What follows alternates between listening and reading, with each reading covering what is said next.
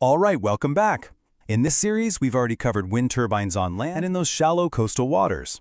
But today, we are heading out into the final frontier. We're going deep, where the winds are the absolute strongest, and you guessed it, the challenges are the greatest. So, let's get right into it. And that really brings us to the core question, doesn't it? I mean, we've gotten incredibly good at harnessing wind where we can literally build a foundation on the seabed. But here's the thing. The vast majority of the planet's wind energy potential, it's not there.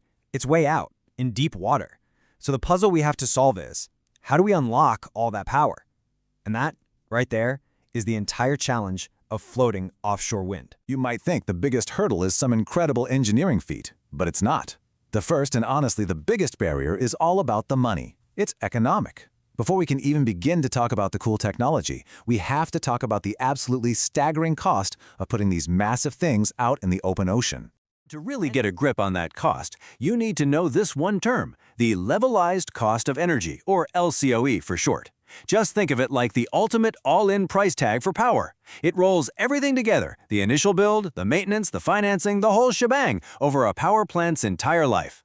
This gives us one clean number so we can compare apples to apples across different technologies. And when you use LCOE to compare, whoa, it paints a really stark picture. This data from 2022 shows a kind of cost ladder. On the bottom rung, you've got onshore wind, which was a total bargain at just $39 per megawatt hour. Then you climb up to fixed bottom offshore, the ones bolted to the seabed, and the cost more than doubles. But floating wind, man, it was in a whole other league at $145. Believe it or not, it's actually gotten worse.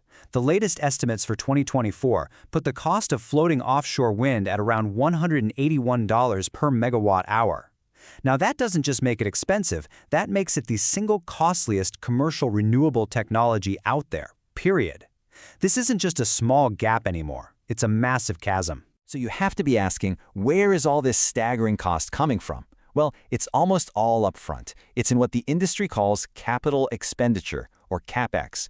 We are talking about an initial investment of anywhere from $3,000 to more than $9,000 for every single kilowatt of capacity.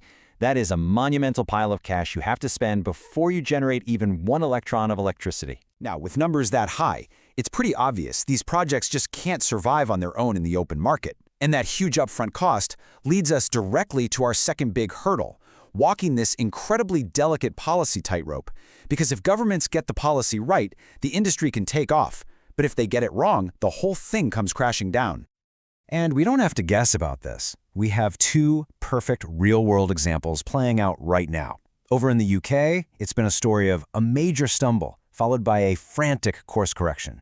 And then in the US, the story is more about political headwinds and unstable policies, which has led to developers literally just pulling the plug on huge projects. This one quote really just says it all. In 2023, the UK government set the maximum price it would pay for wind power way too low. It just didn't account for real-world inflation and the fact that material costs were soaring. And the result? Not a single offshore wind developer even bothered to place a bid.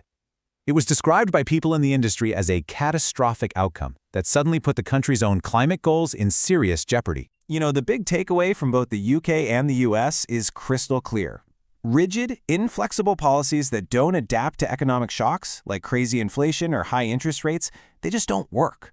They completely break the financial model for these projects, which leads to cancellations, it totally spooks investors, and in the end, it just slows down the entire energy transition. Okay, so let's just imagine for a second that you can get the economics to work and you get the policy just right. Well then, you slam into the third great hurdle. The mind-boggling challenge of actually building and running these things in one of the absolute harshest environments on planet Earth. You know, for operations and maintenance, what they call O&M, the central problem boils down to this. What on earth do you do when something breaks way out there? Do you take on the huge logistical headache of disconnecting a skyscraper-sized turbine and towing it all the way back to a special port? Or do you try to fix it right there on site, which means you need these incredibly rare, super expensive ships that can handle working in giant waves? Yeah, neither option is easy and neither one is cheap. So to get around this, the industry is getting a lot smarter. It's moving away from just reacting to problems and toward being proactive using data. Remote monitoring with all kinds of sensors can flag an issue long before it becomes a crisis. And even more futuristic is this idea of digital twins. We're talking perfect virtual copies of the real turbines running on a computer. This lets operators run simulations, predict failures, and schedule maintenance with incredible accuracy. Pretty cool stuff. So let's not forget the simple or not so simple challenge of just getting the power back to us. This isn't some flat, sandy beach. We're talking about anchoring these floating giants onto complex seafloors that have deep canyons and steep slopes.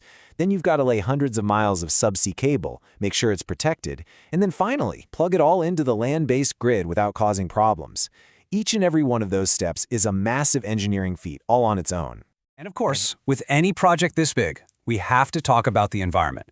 Now, on one hand, there are definitely some valid local concerns. All that construction noise can impact marine mammals, and the structures themselves obviously change the local habitat. But then you have to zoom out and remember that the single biggest threat to our oceans is climate change. And from that perspective, offshore wind is a really powerful tool to fight it. Plus, there's a cool side effect. These structures can actually become artificial reefs, creating brand new habitats and boosting biodiversity. So after looking at the sky-high costs, that policy tightrope, and these monumental engineering challenges, we are left with the ultimate question. We have to ask, is this whole race to conquer the deep ocean actually worth the reward? So, let's quickly recap. We're left facing these three great hurdles, right? The economics are incredibly tough, with a high and still rising cost of energy. The policy support is absolutely essential, but it has to be stable and it has to be smart. And finally, the technical challenges of working out in the deep ocean are just immense. But, and this is a big but, despite all of that, the consensus is that this isn't just some interesting science experiment, it is an absolutely essential one. Floating wind is that game-changing piece of the puzzle.